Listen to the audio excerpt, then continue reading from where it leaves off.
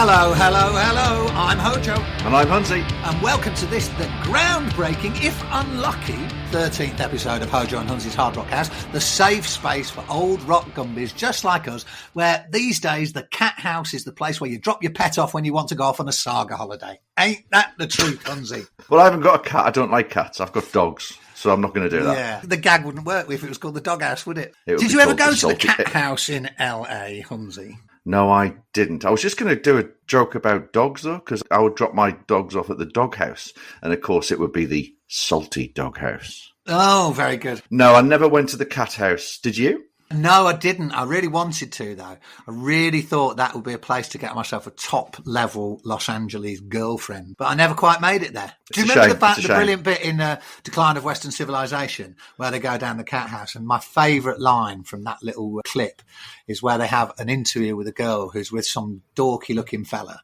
And when they say about a Cathouse, she goes, "Oh, yeah, Cathouse. Where do you think I got his cute ass?" I wish some girl had said, "Where did you think I got his cute ass about me?" But it never happened. That was the bit that was heavily featuring Faster Pussycat. Wasn't the brilliantly named Tie Me Down? Should have been called Tie Me Down, surely. It's funnier, isn't it? Because he was a co-owner, wasn't he? With Ricky Rachtman, who was the bloke who said on Decline of Western Civilization, "You can dress how you like, but you get in faster if you dress sleazy." And he says, we always kept the air conditioning off so all the girls wore less clothes. Yeah, that's it. Oh, the days when being cancelled was not a thing. No, exactly. Anyway, we never got to go to the Cathouse. Nobody ever said I have a cute ass. You were stuck in the north of England where it was raining all the time. I was stuck in Newcastle's version of the Cathouse, the Newcastle Mayfair, where literally there was never any air conditioning. The carpets were just sticky. We're just wishing we'd been born in LA, Sunset Strip. Oh, imagine that. Might have had to go see the doctor a few times, though, if you'd lived there, mightn't you? You know what I mean? Definitely. Get the jab. Definitely. Maybe we got off lightly. I think we did. We're still alive, aren't we? Unlike a lot of people from that period. Yeah, exactly. Anyway, we won't bog ourselves down with sad tales of death, surely. Let's get into some rock and roll. You know how it is. We start off the episode each time by me saying, "Hunnsy, what tremendous rock and roll has been giving you headbang-itis this week?" Well, I've been listening to an album from 1989. By a band known as DAD. Now, you might think, what? You've been listening to Dawn After Dark, the band that Howard Johnson, fronts? I know that's not it. So I know who DAD are. I hated them with a passion back in 1989 because they stole my thunder with my band, Dawn After Dark. That was also known as DAD, but I didn't have a major label deal with Atlantic Records, so they really fucked me off. The album I'm going to be talking about was 1989. Does that run concurrently with the glory years of Dawn After Dark? You know, the period where you were possibly supporting Crazy Head or Rose of Avalanche or something. Or...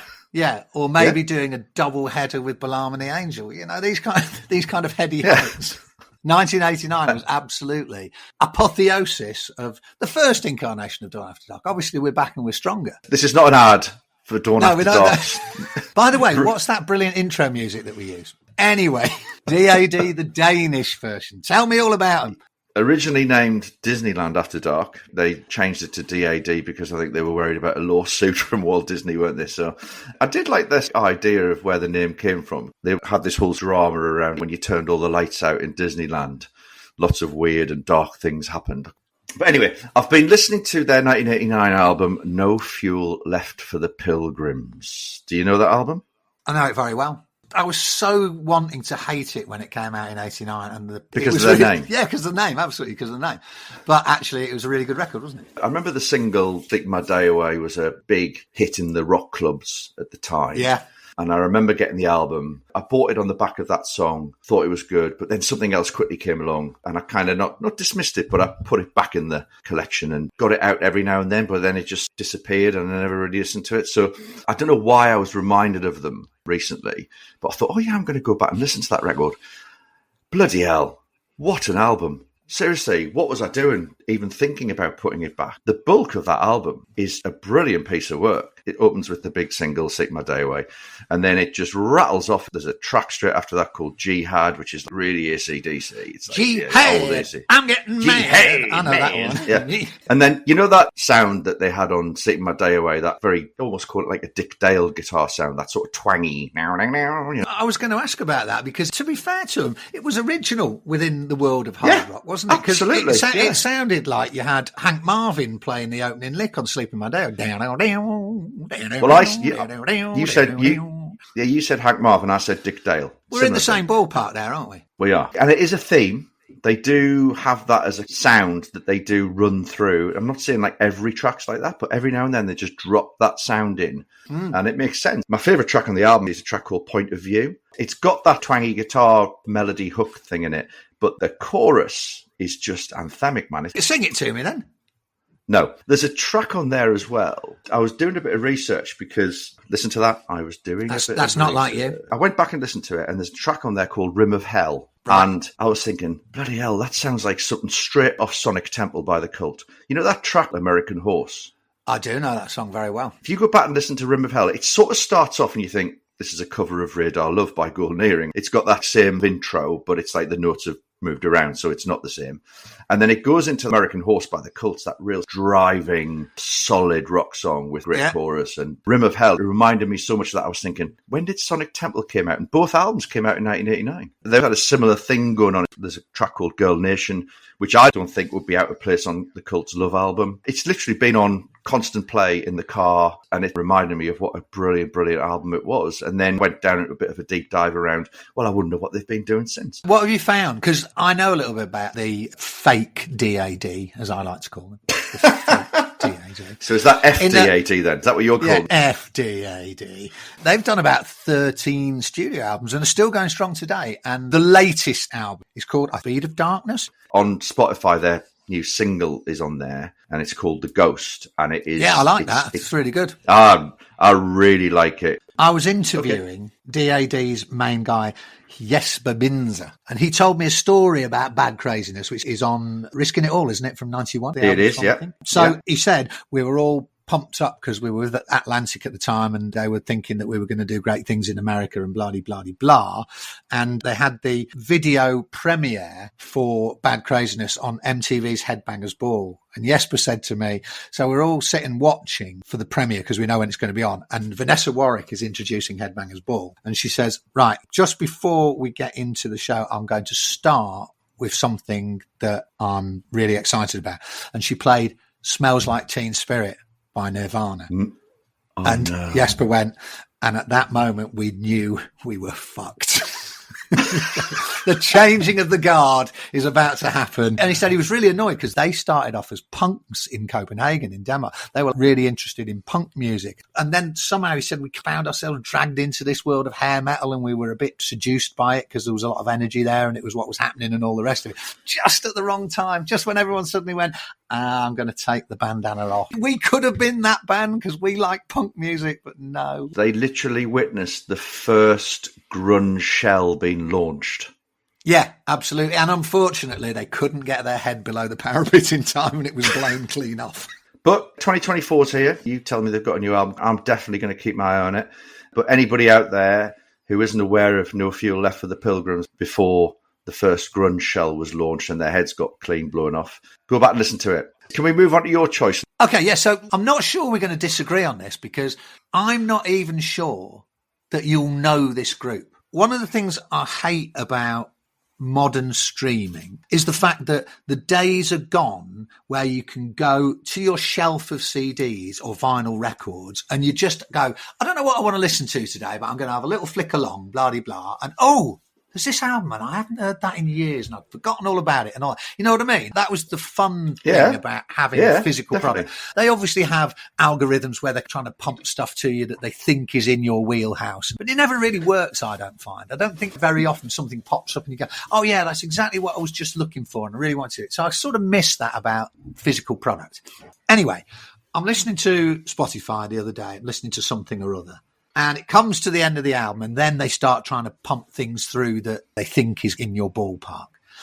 This song comes on and most of the time when they do that, I just go, what is this shit? I hate it. And you move on. the other day, this song comes on. I can feel my foot tapping. I can feel my head starting to go a little bit. And I'm going, actually, what's all this about? I'm quite liking this. You're getting us all excited. I know. Stop it. And I'd never heard this record before. So obviously I'll go, I'll just take a look at this. And I find out it's a band called New American Shame. Have you ever heard of them? No, never heard of them. No, me neither. So the first thing you do is you go, okay, well, first thing I do, honestly, is I go and do some research. So I look them up and I find out that this band is called New American Shame. And the first thing I read is they're from Seattle. And obviously, I go, oh, no, grunge. I like that. Oh, no, I'm not keen on Seattle. But then I'm thinking, this does not sound like grunge music. So anyway, they're a band that was around in the late 90s from Seattle. They had a guy called Jimmy Paulson on guitar and Johnny Wright on vocals. Never heard of either of these people. I find out that they had an album on an independent label called Will Records in 1999.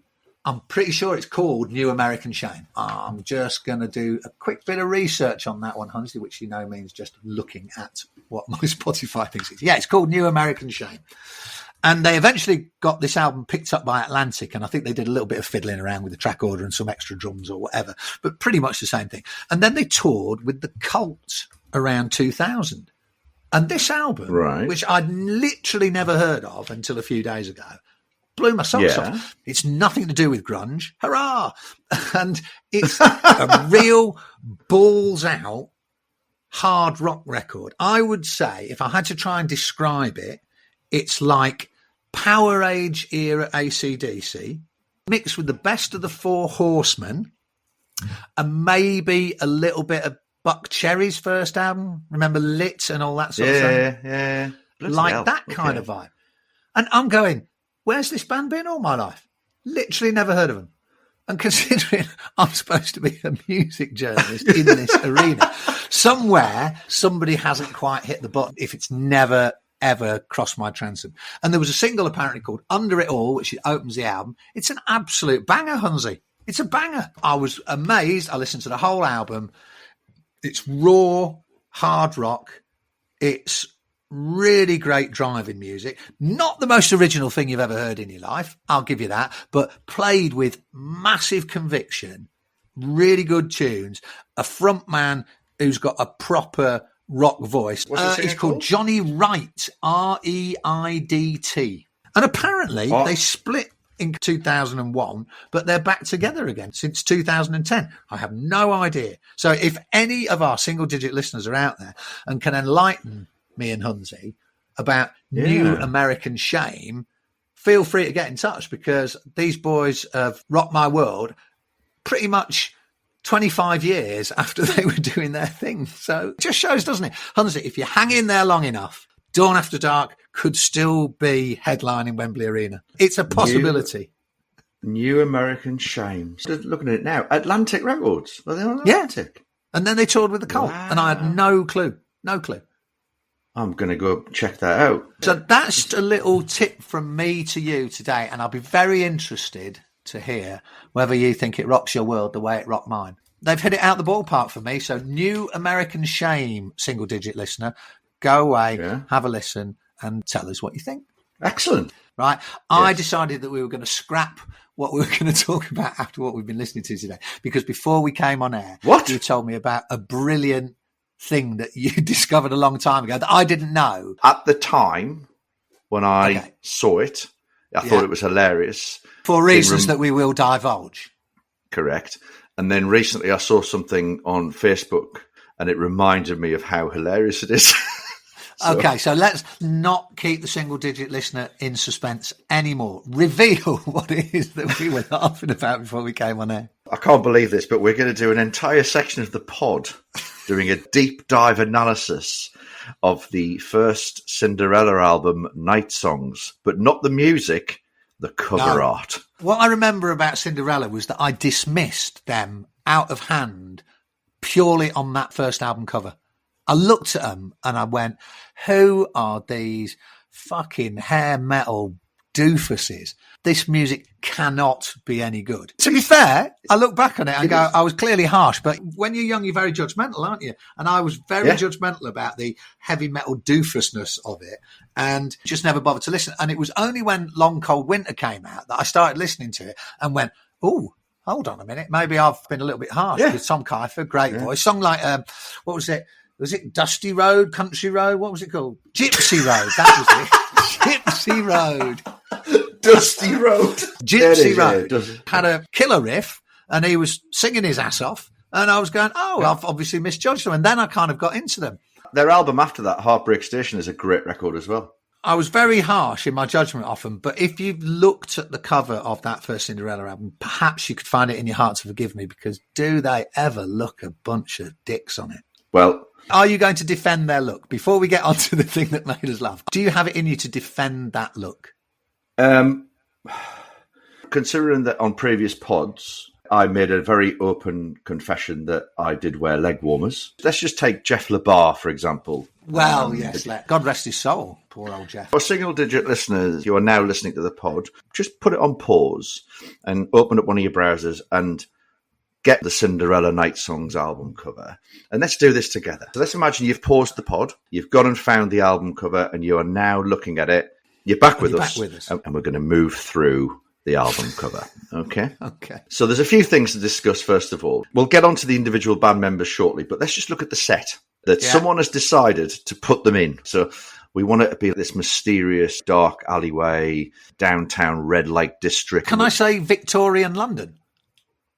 You can. It looks like they've been transported back.